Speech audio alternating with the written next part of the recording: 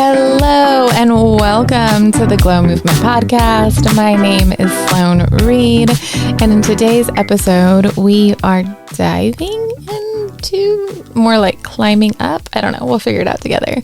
The stages of growth. So what's really interesting about this concept is it was a bomb that was dropped on me just a few weeks ago, and I've been picking up the pieces ever since. It's so ironic how I even had, this was a rapid conversation, and this was maybe a 30-second little soundbite that was dropped on me by a new contact and a new friend, and completely turned my world upside down, and I have been obsessing over this concept ever since, and so I'm really excited to share it with you. But how it all came together is y'all have heard me talk about Greg Reid on the podcast before. He's the author of 3 Feet from Gold, founder of Secret Knock, and he has pulled a few of us in on a project which is going to be his last book, supposedly. I still think he has a lot more up his sleeve, but regardless if it's his last or his close to last, I am so incredibly blessed and honored to be a part of it. And so what he's done is pull together this small cohort, if you will, to kind of go on the ride along with him. And we get to meet pretty regularly. And during our very first meeting, he proposes the question, what does personal development mean to you? How would you define personal development? And this is rapid fire. There's about 13 of us on the call at this point, and we are each as fast as we can defining personal development. And he gets to Victoria Rader, and I'm going to put all of her details as well as Greg's in the show notes. So check that out. Be sure to follow them and connect with them. But Victoria is a possibilities coach. And within 30 seconds, maybe a minute, she defines personal development in these stages. So she says we start in a stage of survival, then we move to stability, then success, and then significance.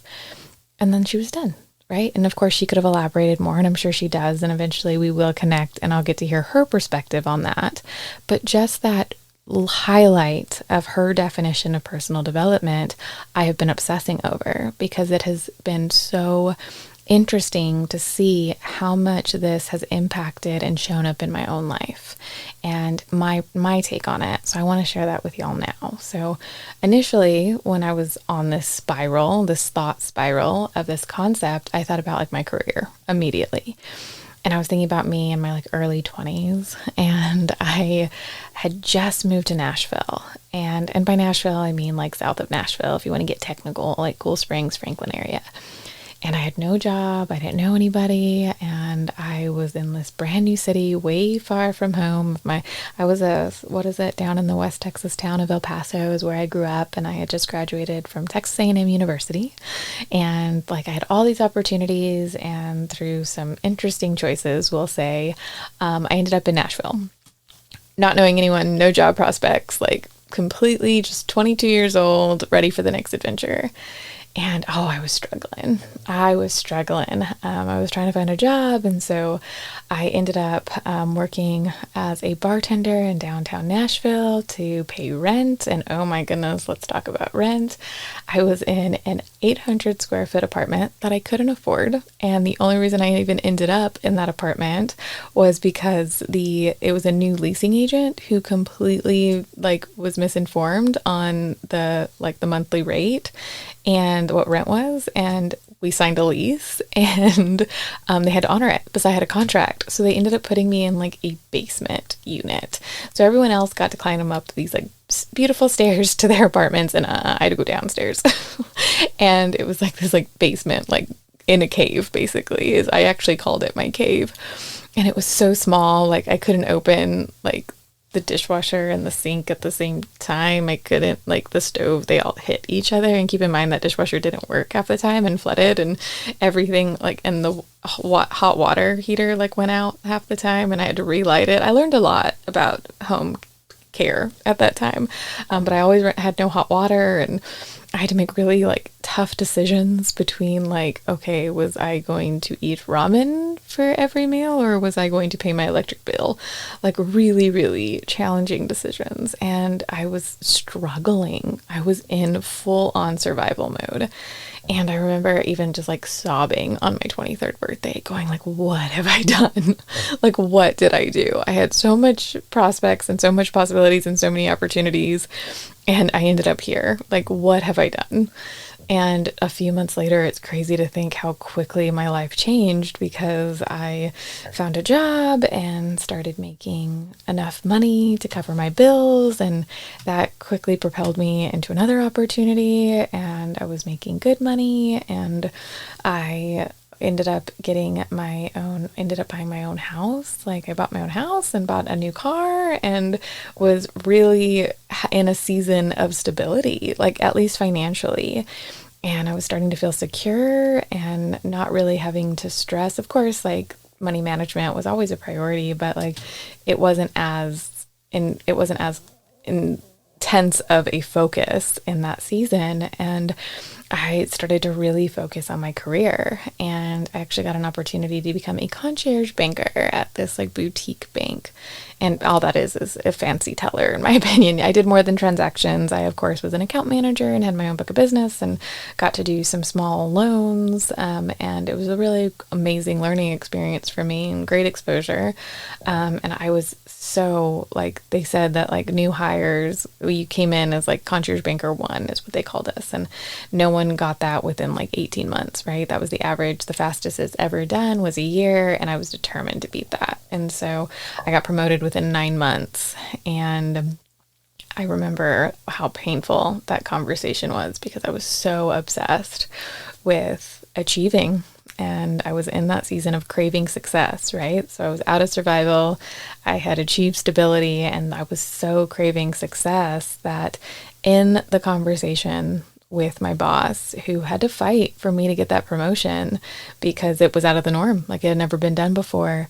And I wasn't gracious. I wasn't appreciative. I want to believe I was, or at least I came across that way, but I probably didn't. And just in all arrogance, I was like in that same meeting that they're giving me the promotion, I'm wanting a strategy for the next one. Like just completely focused on like, okay, how do I get to the next one? Like, and I just remember seeing the look on my boss's face and just, yeah, still haunts me, still with an apology, but yeah. And so that just shows you like being that focused on success was like my driver, and it was just the next achievement, next achievement, next achievement.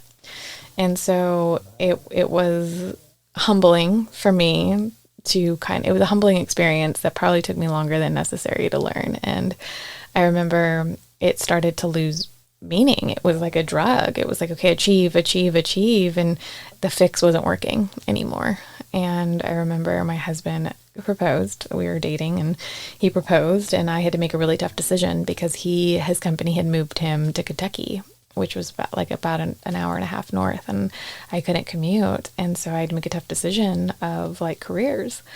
And he loved what he did. He is so invested in it. He still works for the same company. And I remember just making the difficult choice of leaving my career and starting over in a new state.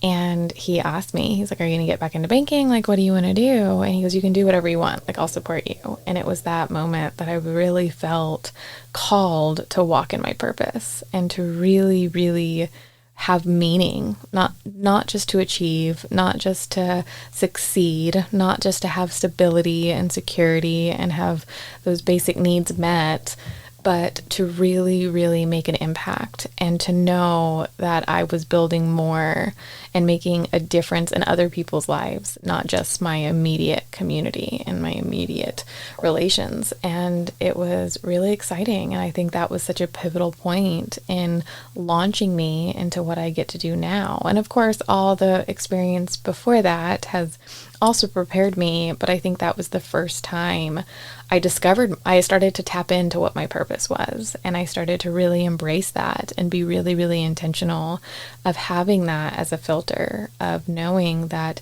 I was made for more, I was meant for more, and meaningless achievements and titles were no longer going to define me. And so, yeah, it's easy to see that career growth and that growth within a career.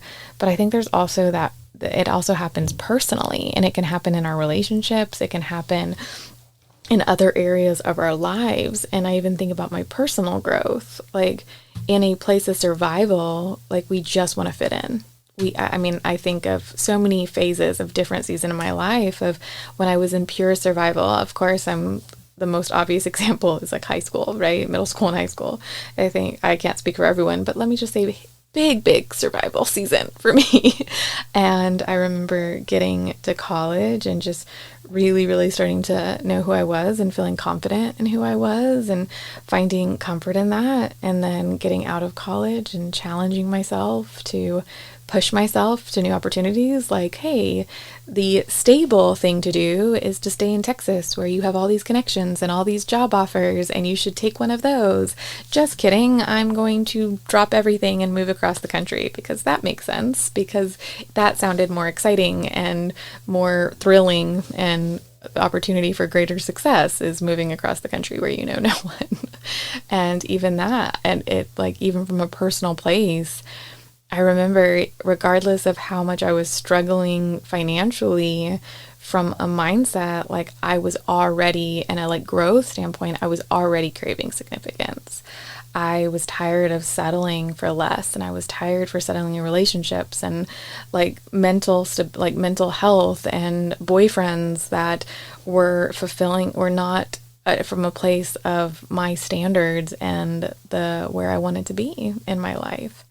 And so I remember when I even started dating in Nashville, I was so intentional, and I set such ridiculous standards, and I'm sure I've shared them on the podcast before, or I will. And I talk about it often, about the stories of me and my husband getting together and both of us having ridiculous standards. But that was it. We didn't want to have meaningless dates. We were dating intentionally, and we wanted to be intentional with our time and who we spent it with. And even those relationships was a reflection of those stages. But the more I've thought about it and how this applies to different areas, I don't think it is an upward climb, right? I think it's seasons, and sometimes seasons repeat themselves in different areas. So even with my career since then, like I've had those different seasons of, got to pay the bills, right? We made a pivot, we made a move, we made a choice, or we're feeling stable. Like, what are we going to do to up the antes, right? Or how are we going to make a bigger impact? And I think that has happened in my relationships and my own personal growth. And it's this beautiful cycle, if you will, just like the seasons are, is this cycle. It's not about feeling shame in a season of survival. It's not about feeling proud in a season of success. It's about honoring that each season has purpose and asking the question, what am I meant to learn in this season? And allowing yourself to embrace that. I think the biggest freedom and the biggest gift I've ever given myself is to stop craving the next stage. Of course, we always want to work through the next stage. That's natural, right? Winter wants spring, spring wants summer, summer wants fall, fall wants winter, and repeat, right? We crave what's next, and we're constantly striving. That's called life. That's called motion. That's movement towards something that keeps us from feeling stagnant or stuck. But it's not about shaming the season we're in. It's about asking the question, why are we here, and what are we meant to gain, and what are we meant to learn? So I have a lot of my friends, several of my friends had some really tough news recently. Several of them have had relationship challenges. Some of them have lost their job. Some of them find their whole world flipping like health, like bad info, I don't know how to say it, like health crisis, like really health scares. There we go. I got there. Like, it's just been a really heavy season and has flipped a lot of my friends' lives upside down.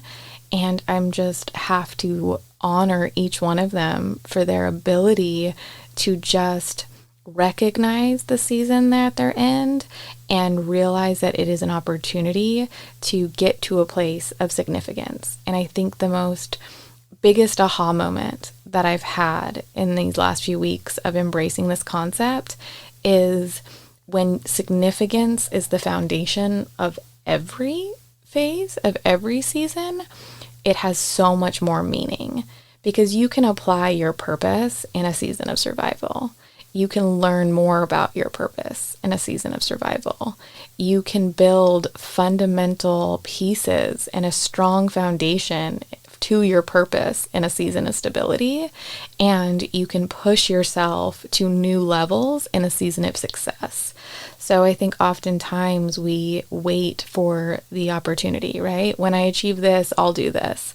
Oh, when I get that title, I'll be able to do this. When I will, right? Like when I get this, then I will this, right? It's this constant waiting game of the next season in order to serve our purpose or to walk with intention. And I think the biggest aha moment from the last few weeks as I digest this is realizing that significance isn't the final destination. It's the fuel. It's the journey along the way that gives each season purpose. And when we lead with purpose and we allow it to be our compass, we get to embrace every single opportunity and obstacle that life has for us. So regardless of what season you're in, I hope that you have focus and a compass and a guiding force of your purpose, and know that every season has value because you have value regardless what season you are. And I encourage you to be aware of it and ask the question, what am I meant to learn in this season? All right, y'all, I'm sure I've rambled for quite a while. I don't know. I had fun with this one. I'm sure I'll continue to digest it and I'll share it along the way. Maybe I can get an opportunity to talk to Victoria and gain her perspective. And of course, I'll come and share it here on the podcast. But before then, be sure to check her out. Again, her details are in the description along with Greg's and ways to connect with me. And I hope that you get to join our little community of thought leaders. I love y'all and I'll see you next week. Bye, y'all.